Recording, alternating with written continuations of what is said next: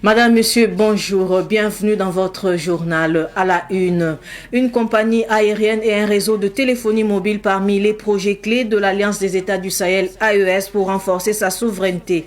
Dans cette édition, vous découvrirez la synthèse des actions de l'AES pour renforcer la souveraineté dans ses pays membres. Lors du déguerpissement des commerçants le long de la route de Katria dans l'arrondissement 11 de Ouagadougou, il a été fait cas d'usage d'une arme à feu par un commerçant.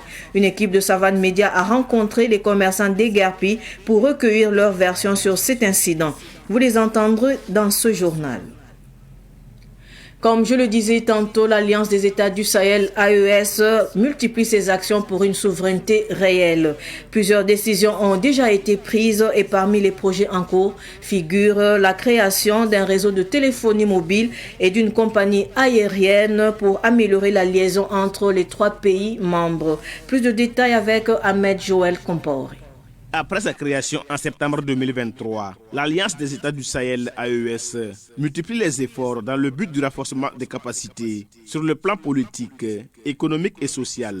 Ces trois pays, à savoir le Burkina, le Mali et le Niger, projettent de renforcer leur communication. Pour cela, des concertations sont en cours en vue de la création d'un réseau de téléphonie mobile. Un projet de téléphonie mobile dénommé Teriatel a déjà été monté et le comité de pilotage a rencontré la ministre en charge de la transition digitale de Burkina Faso le vendredi 31 janvier pour présenter le projet. Ce projet vise à offrir des solutions concrètes et fiables en matière de télécommunications au sein des trois pays. Après l'aspect communicationnel, il faut souligner que ces trois pays ont également pour vision de faciliter la libre circulation des biens et des personnes. Après le nouveau passeport biométrique de l'AES mis en circulation le 29 janvier dernier, l'Alliance projette la création d'une compagnie aérienne reliant les capitales des trois pays, selon le ministre des Transports du Niger, le colonel-major Salissou Mahama Salissou. Pour lui, la création de cette compagnie dans les jours à venir est l'une des priorités de l'AES pour renforcer la coopération. Au vu de ces actions déjà menées ou en cours, fort est de constater que la collaboration entre ces trois pays est sur de bons rails, selon des observateurs. La souveraineté de ces trois pays, le Mali, le Burkina et le Niger, est donc en marche. Le vendredi dernier a eu lieu la cérémonie de clôture de la formation de 499 jeunes, dont 36 femmes sapeurs-pompiers. Cette 22e promotion est baptisée Djigui Tougou. Ces nouveaux soldats du feu viendront renforcer les rangs des sapeurs-pompiers. Retour sur la cérémonie de sortie de promotion avec Nongasida Thomas Sondo de Savane Média Ouest. La 22e promotion des élèves sapeurs-pompiers, baptisée Djigui Tougou, a célébré la fin de sa formation, regroupant 499 jeunes soldats, dont 36 femmes. Lors de cette cérémonie, le colonel Dabanao, commandant de la Brigade nationale de sapeurs-pompiers, a encouragé les nouveaux diplômés en leur prodiguant des conseils avisés.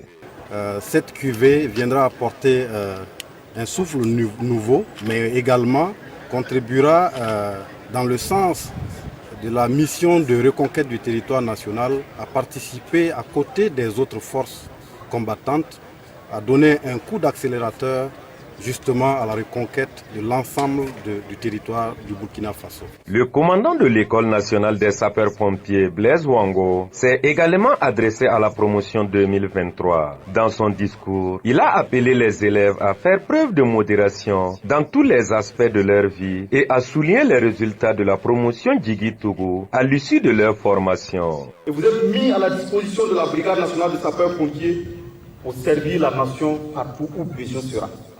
Comme le disaient les latins, uti non abouti, c'est-à-dire user n'est pas abusé.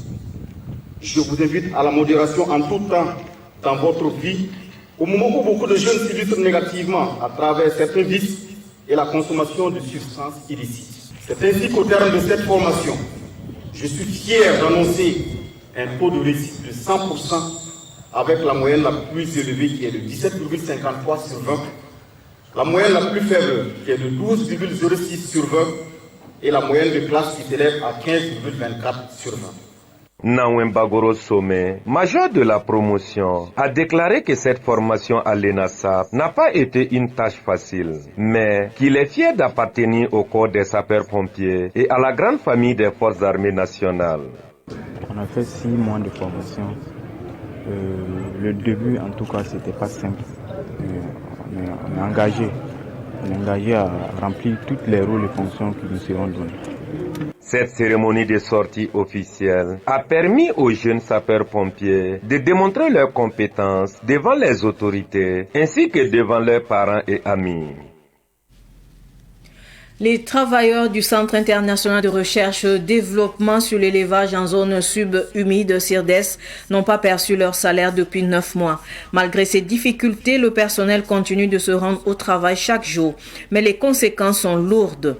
Économie épuisée, dettes accumulées et difficultés à subvenir aux besoins essentiels. Nous avons du mal à manger à notre faim, déplore Laurent Sawadogo, délégué du personnel. Et face à cette situation, le personnel, lors d'une conférence de presse tenue hier à Bobo du Lasso dans les Hauts-Bassins, lance un cri de détresse aux autorités burkinabais. Il réclame une intervention rapide des autorités pour garantir le paiement des salaires et assurer la pérennité de cette institution. Le CIRDES a été créé en 1991 par les États du Conseil de l'Entente, à savoir le Bénin, le Burkina Faso, la Côte d'Ivoire, le Niger et le Togo. Il a pour mission d'améliorer la santé et la productivité du bétail en Afrique de l'Ouest. Il a son siège à Bobo Dioulasso. Je le disais également en titre, une semaine après le déguerpissement des commerçants le long de la route de Katreyar dans l'arrondissement 11 de Ouagadougou, ces derniers reviennent sur les incidents survenus lors de l'opération menée par la municipalité, notamment l'utilisation d'une arme à feu par l'un des commerçants. Le compte rendu de Abdoulaye Kinda. Les commerçants situés aux abords de la route menant à Katreyar disent avoir été surpris par l'opération de la police municipale visant à les déguerpir. Selon eux, un accord avait été trouvé avec la municipalité. Il y a de cela 7 à 8 mois comme ça. Ils sont venus, là où il y a les fossés, on doit laisser 1 mètre avec la fossée. Ils ont fait des traits 1 mètre après les fossés. Maintenant, les côtés où il n'y avait pas de fossé, on nous dit de faire au minimum 2 mètres. Beaucoup de gens ont déjà coupé. Là, ils sont revenus. Maintenant, ils ont trouvé que c'était bon. Maintenant, de ne pas déposer des trucs au-delà de là où ils ont tracé. Malgré le respect des consignes de la délégation spéciale de l'arrondissement 11 par les commerçants, les boutiques ont été saccagées. Et le jeudi, à notre grande surprise, on voit le bulldozer commencer au rond-point de 2 boutiques.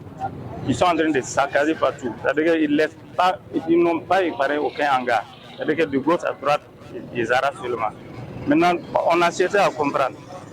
C'est notre tour là, c'est où? Parce qu'ils sont venus dire que c'est bon. Pourquoi dire que c'est bon et puis revenir après, commencer à saccager? Au cours de l'opération de déguerpissement de la municipalité, un incident autour d'un usage d'armes à feu a fait le tour des réseaux sociaux. Les commerçants apportent des éclairages. C'est quelqu'un qui tenait son portable. Bon, maintenant, il voulait enlever un numéro il y a quelqu'un qui l'avait demandé un numéro, il voulait enlever pour lui. Maintenant, le policier dit qu'il est en train de filmer. Il dit non, il n'est pas en train de filmer. Donc, il a insisté qu'il a filmé. Il dit non, il n'a pas filmé. Maintenant, c'est son portable. Il a empoché son portable. Et on l'a fait la force pour enlever le portable. Maintenant, dans l'embouteillage, il y a un qui a attrapé ses reins. Bon. Il a apporté même un genre boubou qui cassait même l'arme. Mais il n'a pas fait sortir pour menacer quelqu'un. C'est eux-mêmes qui l'ont attrapé. Et en l'attrapant maintenant, ils constaté qu'il avait une arme. Au niveau des médias, on entend dire qu'il a menacé. Et arrivé aussi, et quand on l'a amené, ils ont déverrouillé les portables. Il n'avait pas filmé. C'est-à-dire qu'il n'y avait aucune vidéo qui pouvait dire que non, quand il était là, il était en train de filmer. Il n'avait pas filmé. Donc eux-mêmes, ils savent qu'ils le même jour, on l'a relâché. Jusqu'à présent, les commerçants situés aux abords de la route de Katreyar attendent les consignes de la municipalité sur les conduites à tenir pour ne plus être déguerpis de leurs lieux de commerce. Actualité sportive de cette édition, Iron Bibi, 6 fois champion du monde en log lift, a présenté vendredi dernier les grandes lignes de la première édition de Sport Festival. L'événement se tiendra du 4 au 6 avril prochain à Ouagadougou sous le thème Jeunes, sport et culture. Ce festival vise à promouvoir le sport auprès des plus jeunes. Nongasida Thomas Sondo de Savane Média Ouest nous en parle. Iron Bibi a déclaré au cours de la conférence que ce festival vise à mettre en lumière le potentiel extraordinaire des jeunes africains et en particulier du Burkina Faso dans le domaine du sport et à promouvoir une culture sportive dynamique. À un certain moment, j'étais obligé vraiment de me concentrer sur moi et déjà vous avez vu les prouesses avec différents records du monde Guinness et 6 fois champion du monde. Et mon objectif principal c'était 5 titres mondiaux. Je pense que Dieu a fait grâce, on a jusqu'à 6. Il est temps maintenant que je canalise aussi mon énergie et envers vraiment mes frères et vraiment créer cette relève dont on parle.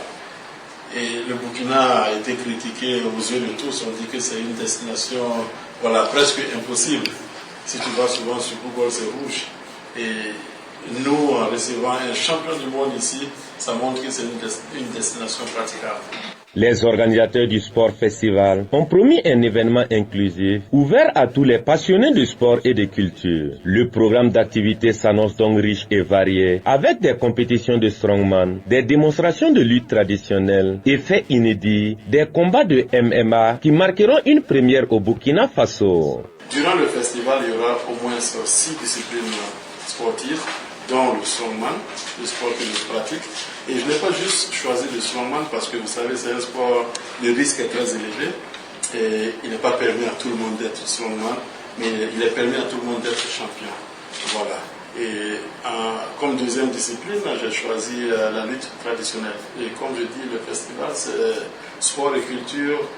La lutte traditionnelle, vraiment, il faut cette discipline. Troisième discipline, j'ai choisi le MMA, le Mixed Martial Art. Une première fois au Burkina Faso, c'est le combat de cage. Les performances de nos athlètes, peut-être plus tard, nous allons organiser des combats professionnels. Pourquoi pas, et au Burkina Faso, on aura aussi beaucoup de Francis Ngannou. Voilà, on a beaucoup de champions ici, mais je pense qu'il manque assez de compétition. L'événement qui se veut une véritable célébration de la culture et des valeurs sportives du pays sera patronné par le ministre des Sports, de la Jeunesse et de l'Emploi. L'invité d'honneur Martin Slicis, champion du monde de Strongman 2019 et figure emblématique du sport international, a également été annoncé. Sa présence, selon les conférenciers, est un atout majeur pour le festival et constitue une source d'inspiration pour les athlètes burkinabés. Et pour terminer, à Zabré, dans le Boulgou, l'équipe de Beka a remporté dimanche dernier la 2e édition du tournoi de football des jeunes de Gassougou. La finale a eu lieu en présence de Ruben Wilson Kodjo. Les populations des 44 villages de la commune de Zabré ont fait le déplacement pour suivre ce tournoi de football de l'association des jeunes de Gassougou. Tout comme la première édition, les finalistes sont les mêmes. L'équipe de Beka contre celle de Youga, vainqueur de l'édition précédente. Ces deux équipes n'ont pu se départager au temps réglementaire. 0 but partout, c'est par les tirs au but que Beka, plus adroit, remporte cette 2e édition. Ce tournoi va permettre aux jeunes des 44 villages de s'asseoir ensemble pour voir dans quel sens ils pourront renforcer ou promouvoir le vivre ensemble. C'est vraiment sur cet objectif que nous avons lancé ce tournoi. Et à l'appel, nous avons reçu au total 8 villages qui ont amené leur équipe. À savoir le village de Youga, le village de Yarko, le village de Yungu, le village de Gassougou, le village de Beka. Cette 2e édition, nous sommes vraiment satisfaits de la mobilisation qui a été autour. Parce que il faut dire que c'est vraiment l'union de l'ensemble des jeunes de Gassougou qui a permis de lancer cette 2e édition. Samuel Yara, l'invité d'honneur de cette finale, apprécie cette initiative. Ça fait une vraie cohésion au niveau des villages des Zabré et ça permet aussi de mener des actions ensemble et il va sans dire que les jeunes vont se connaître mieux et se rassembler pour mener d'autres actions qui peuvent amener le développement du village.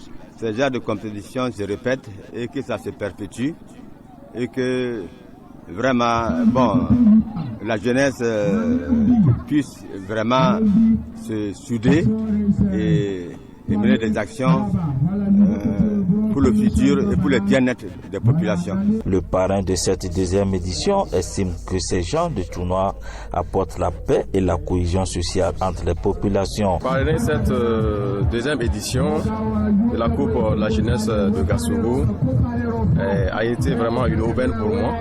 Ils ont fait une œuvre très utile puisque le football est un moyen de rassembler tout un peuple afin de partager un moment d'intense sur le terrain en se croisant les crampons. En même temps, ça crée une symbiose entre la population pour dire que nous sommes indivisibles. Les meilleures équipes ont reçu des prix en nature et en espèces. Ainsi s'achève cette édition d'information. Merci de rester fidèle au programme de Savane TV. Au revoir.